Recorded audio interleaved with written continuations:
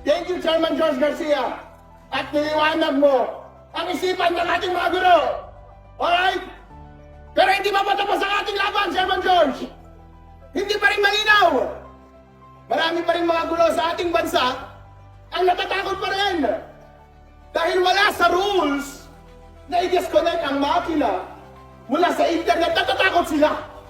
Kapag i-disconnect nila yung makina, baka pagalitan sila, hindi po ba?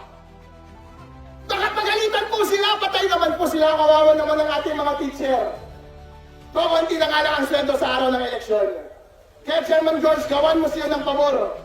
Ilagay mo sa rules para malinaw. Huwag i-connect sa internet yung automated counting machines.